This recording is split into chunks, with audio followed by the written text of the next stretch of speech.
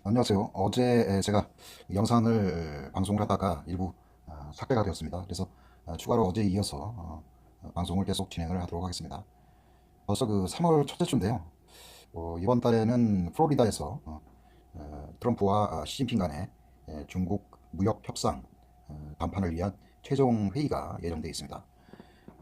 또 우리 시장에 큰 이슈가 되는 게 MSCI 지수에 중국 A주가 편입된다는 그런 이슈인데요. 이거를 이해를 하려면 패시브 자금을 이해를 해야 됩니다. 패시브 자금이라는 건 뭐냐면 이머징 마켓에 있는 주식이나 자산을 일정 비율대로 배분을 해서 그쪽 그 이머징 마켓을 투자를 할 때 그 바스켓을 그 비율대로 매수를 한다는 그런 의미가 있습니다. 외국인 투자는 보통 이제 이런 식으로 이루어져 있는데요. 어, 어, 그러니까 가령 그 바스켓에 있는 자금 중에 거의 뭐 바스켓에 자금이 중국, 그 다음에 우리나라, 그 다음에 뭐 브라질, 뭐 여러 나라가 있습니다. 여기에 그 전체 운용 자금 중에 일부를 중국의 A주를 그 돈까지는 그 전까지는 이머징 마켓에서 한 5% 차지했는데 요거를 그 내년까지 20%로 상향을 한다는 그런 얘기고요. 따라서 그 집행 자금의 포지션의 비율대로 우리나라 자금을 회수를 해서 중국으로 어, 재집행할 확률이 굉장히 크다는 걸 의미합니다. 이게 이제 작년부터 이루어졌는데 올해 2월 말에 MSCI에서 이거를 최종 확정을 한다고 했는데 그제 이게 확정이 됐습니다. 그래서 지금 그 이머징 마켓의 그 중국 A주의 포션이 내년까지 한 20%뭐 확대가 된다는 그런 의미고요. 그러면 현재보다 한 15% 비중이 증가한다는 것이고 상대적으로 우리나라에 포함되어 있는 그런 그 패시브 자금들이 이탈이 우려가 된다는 그런 이야기입니다. 전문가들은 한 4조 원 정도가 유출 가능성이 있다고 얘기를 하고요. 현재 올해 1월에서 현재까지 외국인들이 매수한 금액이 한 5조 원 정도 되거든요. 그래서 이게 뭐 당장 할 것 같지는 않고 또 일부 반영된 부분이 있고 해서 추가로 올해까지 한 4조 원 정도가 국내 주식 시장에서 이탈을 해서 A주를 편입한다고 이렇게 생각하시면 될 것 같습니다. 현재 그 북미 회담이 결렬로 상당히 우리나라에서도 뭐 걱정하시는 분들이 많은데요. 지금 트럼프가 오늘 그 보수단체의 연설에서 핵을 폐기하면 북한을 빈곤으로부터 번영한 나라로 바꿔주겠다 뭐 이런 얘기가 있었어요. 아직까지는 대화의 끈은 놓지 않겠다는 의지가 많이 녹아져 있고요. 지금 그리고 이러한 그 시간은 아마 그 문재인 대통령이 중간에 가교 역할을 해야 될 것 같습니다. 오늘 그 지난번에 얘기했다시피 한미 연합훈련이 연기가 됐고요. 북한에서 과연 이권에 대해서 긍정적인 메시지를 전달을 하고 그 다음에 그 문재인 대통령이 트럼프와 협상에서 꼭 필요한 남북 경협, 인도적인 측면의 뭐 금강산 관광이라든가 이런 부분들은 해줄 수 있지 않느냐 뭐 이렇게 얘기할 수도 있고요. 또 뭐 영변 핵시설은 폐지를 한다고 했거든요. 근데 이제 빅딜이 안 되면서 일단 그 이행 조건에 대한 로드맵이 다시 한번 설정이 돼야 되는 뭐 그런 상황이 있긴 한데 일단 그 문재인 대통령의 역할은 증대한 것 같습니다. 우선 가시적으로 트럼프를 만나기 위해서 방문하건 그런 것들을 통해서 그 금강산 관광이라든가 개성공단에 대한 이야기를 또 할 수도 있고요. 그리고 또 북한과의 또 김정은과의 뭐 만남이나 아니면 특사 파견을 통해서 그 일단 단계적으로 영변 핵시설과 금강산 관광하고 우리 그 개성공단 입구를 하자 뭐 이렇게 얘기를 할 수도 있겠습니다. 그래서 추진 동력은 아직 남아 있는 것 같아요. 오늘 또 특히 한미연합훈련 연기로 북한의 어떤 그 긍정적인 반응이 보일 경우 북미 협상 재개를 위한 단초가 시작될 수 있다고 생각합니다. 아무튼 그 외국인의 동향인데요. 얘네들은 그 북미 협상 결렬을 미리 예측이라도 한 것처럼 최근에 목요일 금요일 날 우리나라 시장을 많이 매도를 했습니다. 또 여기에 트리거 역할을 한 게 이제 뭐 월 말, 2월 말 발표된 중국 MSCI 지수 편입 확대 또 어떤 트리거 역할을 할 수가 있습니다. 이제 이게 둘 다 이제 외국인들은 바스켓으로 뭐 우리나라 코스닥이라든가 뭐 개별주를 매수를 안 하고요. 코스피 시총 상위로 이제 매수를 하게끔 되어 있습니다. 뭐 저 삼성전자하고 하이닉스가 시총의 대부분을 차지하기 때문에 아마 이런 트리거로 일부 매도가 집행이 됐고요. 물론 뭐 저 한 1,500억 정도가 금토일 날 매도가 됐기 때문에 이게 추세적인지 아닌지는 좀 지켜봐야 될 것 같습니다. 그러니까 일단 그 단기간에 많은 상승을 해서 조정이 필요한 시기에 이런 그 MSCI 지수 편입이라든가 북핵 협상 결렬 같은 이슈가 터져서 좀 불안을 한데 하여간 추가로 뭐 한미 연합훈련 연기라든가 문재인 대통령의 어떤 역할론 등을 통해서 이런 그 북미 대화는 좀 옛날보다 활성화는 안 되겠지만 지속적으로 이어갈 수 있다고 생각을 합니다. 우선 그 목요일 금요일 어떤 그 수급을 보면요, 보통 그 코스피 대형주가 있는 코스피를 팔고 코스닥으로 많이 넘어갔어요.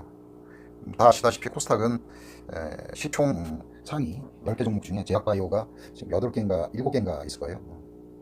그래서 이런 그 외국인 그 수급이 좀 나빠질 때는 개별주가 많이 있는 코스닥 쪽으로 관심을 가져보는 것도 좋은 방안이라고 생각을 합니다. 방금 전에 이제 들어온 그 블룸버그 사항인데요. 이렇게 나왔죠. South Korea Defense Minister Jung Kyung-do and US Acting Secretary of Defense Patrick Shanahan agreed to end two of the biggest nearly joint military drill conduct in Seoul, South Korea. 우리나라에서 시행된 대규모 연합훈련에 대해서 중단하기로 동의를 했다. 요거는 아마 그 오래전에 트럼프 취임 전에 북한과 미국 간의 어떤 핵단추, 로켓맨 이런 식으로 굉장히 그 불안한 그런 한반도 정세가 이어졌었는데요. 그쪽으로 회귀되는 건 아니다. 대화를 지속적으로 유지를 하면서 대화의 필수 조건인 긴장 조성의 훈련이라든가 이런 것들은 안 하겠다. 이런 이야기로 받아들일 수 있고요. 트럼프의 달러 is too long. 이 달러가 강하다라는 얘기는 이제 뭐냐면 미국의 수출 기업이 단가가 굉장히 낮거든요. 수출 기업이 달러가 강한 경우 자국 생산품에 대한 단가가 올라가서 이제 수출 자체가 안 돼요. 그래서 아마 이런 의미를 하는 거는 곧 그 미중 무역 협상이 합의에 이르지 않을까 이런 예측을 할 수 있다고 생각을 합니다. 여기 잠깐 most expect Fed가 다음 미팅에서 금리를 올리지 않을 것을 예상을 한다. 그런 내용이고요.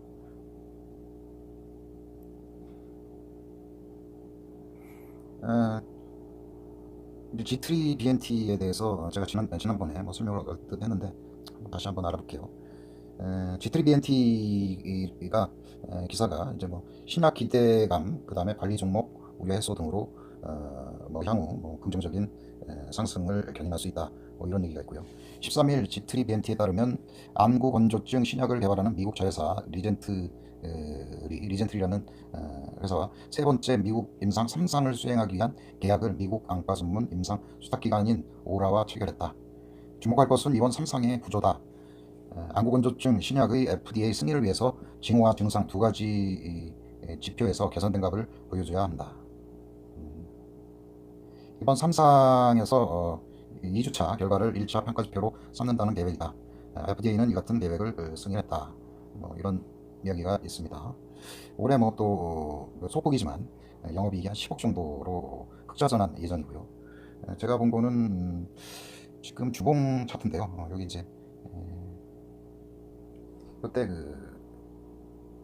일단 스톱 락이 발생을 했고 그때 매수 주체가 개인 외국인하고 기관이죠. 그 다음에 추세적으로 하락을 시중장고는 지속적으로 하락을 하고요. 최근에 다시 어려운 금요일 지난주에 상승을 해서 지금 최종적으로 240일 윗선을 지금 상향 돌파하는 그런 모양새를 취하고 있습니다. 외국인 기관이 이제 지속적으로 이제 매수를 하고요.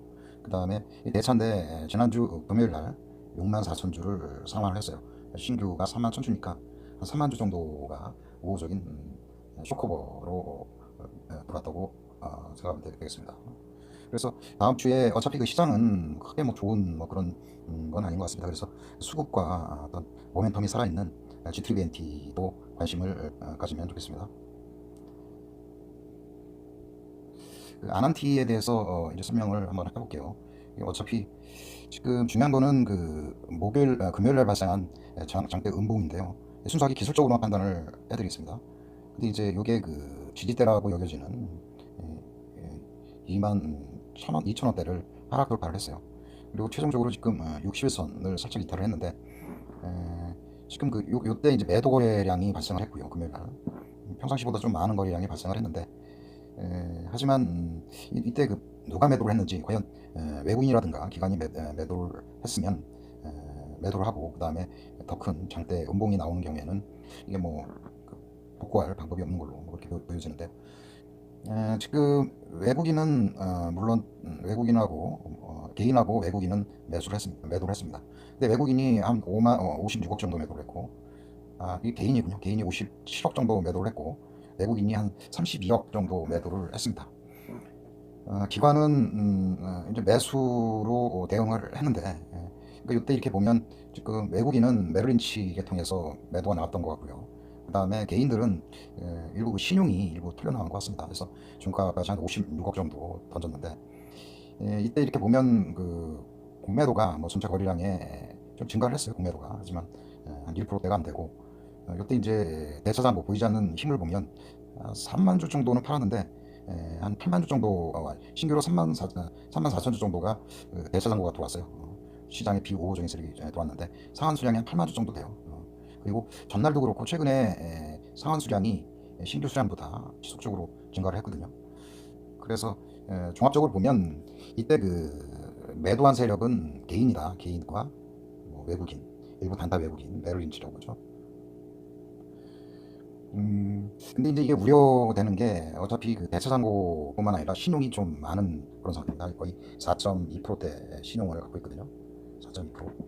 물론 그 지금 중국 자금 2대주주가 한 33%, 그다음에 대주주 등이 한 33%에서 66%가 지금 움직이지 않는다고 생각을 할 때, 나머지 34%의 유동 주식 중에 4%라는 얘기는 꽤 큰 수치예요. 이게. 그래서 우려되는 게 이제 그 이날 하루만 해서 거의 뭐 시간에까지 합치면 거의 한 30% 정도 하락을 했어요. 하락을 했으면 과연 내가 물렸다고 하면 이 사람들은 이제 주말에 이런 좋은 기사라든가 뭐 이런 것들 외에 아침에 아마 좀만 오르면 아마 매도를 할 거예요. 매도를. 이게 이제 매도를 안 해도 이게 반대 매매라는 게 있어요. 이 반대 매매가 뭐냐면 이제 그 증권사로부터 이제 신용융자금으로 주식을 매입을 하는 거예요. 주식을 매입을 하고, 만약에 그 빌린 돈을 약정한 기간 내에 변제하지 못할 경우, 아니면 담보 비율이 있거든요. 보통 한 140% 정도 되는데, 그러니까 만약에 50만 원을 만약에 자기 돈이 있다고 하면 여기에 100만 원, 100만 원을 신용을 썼다고 생각을 하면 토탈 투자금이 150만 원 정도 되거든요. 이게 이제 140만 원까지 140%, 그러니까 140만 원 계좌가 하락을 하는 경우에는 이게 이제 이 담보 부족에 대해서 그 증권사에서 메꿔달라고 얘기를 해요. 근데 이제 이게 변제되지 못하는 경우에는 이제 고객의 의사, 그러니까 나의 의사와 상관없이 다음날 시초가로 이제 반대 매매가 진행될 확률이 큽니다.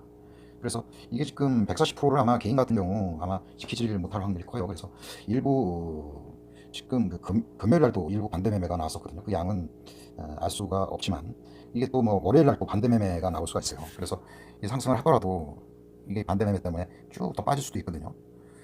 어, 그래서 좀 조심스럽습니다. 이런 부분들을 대응하기는 사실 힘들어요. 힘들어서 일단 그 뉴스에는 뉴스 전 3, 4일 전에는 주식의 대부분을 정리하는 그런 습관을 갖도록 하던가, 아니면 이 테마주 이런 것들을 안 하면 크게 이렇게 손해보거나 그럴 일은 없거든요. 그래서 교훈인데, 중장기적으로 만약에 본인이 이런 그 주식이나 이런 거를 지속적으로 하고 싶은 분들은 이런 테마주 같은 데를 손대지는 마세요. 이게 뭐 좀 딴다고 싶지만 나중에 크게 잃을 수도 있고 이런 리스크가 있는데, 되게 어떤 상승이나 하락이 있으면 이게 이제 누군가의 어떤 만든 작품인데 우리들은 꼭 여기서 사요. 개인들은 나중에 찾아보고 보면 꼭 이런 상태가 돼요. 근데 여기서 사서 여기서 바로 팔면 그나마 현명한 거고요. 이런 어떤 뉴스에 이렇게 쏟아질 때 대응이 안 되는 거, 멘붕이 돼서 이제 갑자기 통역이 생기고 이제 뭐 리스크 투자에 집중하는 경우가 있습니다.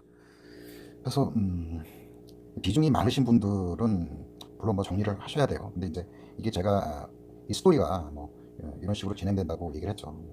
근데 지금 요 상황이라고 생각을 해야 될지, 아니면 이게 이제 뭐 이 세월이 지금 뭐 북미 대화라든가 아니면 트럼프의 문재인 방문해서 요 기간이, 내 생각인데 순적으로 개인적인 생각인데 한 2, 3개월 안에만 이루어지면 다시 뭐 뉴스에 이제 하락을 했다가 다시 이슈가 또 생길 수가 있어요. 하지만 이 절대적인 기간이, 아니면 이 폭이 견디지 못하게 클 그런 경우가 있을 수가 있어요. 그래서 비중이 많으신 분은 상승 시에 한 50% 정도 정리하길 바랍니다.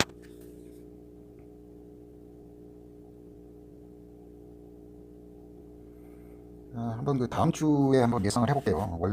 27일, 28일 MSCI 지수 편입, 그 다음에 트럼프와 김정은 간의 협상 결렬 등으로 해서 그 대형주, 우리 그 지수 관련 대형주하고 경협주 뭐 등등 굉장히 큰 폭으로 하락을 많이 했는데, 이런 이슈가 살아있을 때는 이런 그 개별주 위주, 그러니까 코스피보다는 코스닥이 훨씬 나은 것 같고요. 그래서 한번 코스닥에 대해서 한번 이야기를 많이 이번 달에는 관심을 가져도록 하겠습니다. 이런 하락장 속에서도 27, 28일 이제 메인 수급하고 기간 수급이 좀 정해져 있는 그런 종목들이 있는데요. 아까 소개해드린 GTBNT 쪽이 좀 저희가 한번 알아보도록 하고요. 그다음에 여기 웹젠 게임 회사거든요. 요거. 그다음에 요거는 이제 주로 뭐 기관들이 거래하는 그런 주를 얘기한 거고요. 개인 개별주 통해서도 기관이 매수가 많은 제이콘텐트리라든가 여기 뭐 수량도 정확히 말씀드렸죠. 그 중심으로 한번 차트만 간단하게 보고 끝내도록 하겠습니다. 제이콘텐트리의 여기 이제 월봉입니다. 월봉.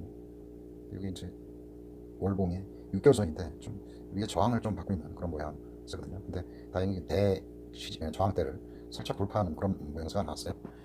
그래서 여기 이제 주봉인데 주봉의 4일선, 주봉의 4주선이 21선이거든요. 요 부분에 지금 이게 녹색이 120선, 이게 41선이 이게 200일선이에요. 이것도 이제 저항을 좀 받을 수 있는 그런 개연성이 있는데, 하여간 그 수급이 지난 주말에 외국인들과 기관이 뭐 동반 매수를 했고요. 단지 신용 잔고가 좀 문제인데, 신용이 좀 많이 들어가 있네요. 신용이 뭐 우려 사항은 아닌 것 같고요. 하여간 그 J컨텐트리 3월에 좀 관심을 가져보도록 하겠습니다. 다음은 이제 웹젠인데요. 요거는 좀 눈에 띄는 게 여기 이제 그 모든 이평선이 밀집이 돼 있죠. 근데 요거를 살짝 상향 돌파를 했어요. 요거를 이제 모든 이평선이 이제 밑으로 깔리면 이게 이제 지지 역할로 하고 위에 있으면 저항 역할을 하는 뭐 그런 역할을 하는데, 요때 그 매수가 들어간 세력이 요때부터죠. 요때 일단 스톱락이 발생을 했고 다시 상승을 힘이 들어갔죠. 힘이 들어간 다음에 거래량이 없었고 다시 힘이 들어갔고, 그래서 웹젠도 일단 3월에는 관심을 가지고 매매하도록 하겠습니다. 다음에는 삼성중공업이죠. 제가 지난번에 계속 이야기를 했는데, 지금 이게 6개월 선을 상향 돌파 후에 이제 뭐 도치 형태가 나왔죠. 그래서 도치 형태인데 추가로 밀리지는 않았고, 지난번에 얘기했다시피 여기서 이제 매수가 들어갔고 지속적으로 거래량이 없고 상승하고 있죠. 이때는 거래량이 적은 이때 사실은 매수를 해야 된다고 얘기했죠. 그러니까 지난주에도 거래량이 거의 발생을 안 했고 외국인 기관도 일부 매수를 했기 때문에 삼성중공업은 다음 주에 초반에 관심을 가져도 될 것 같습니다.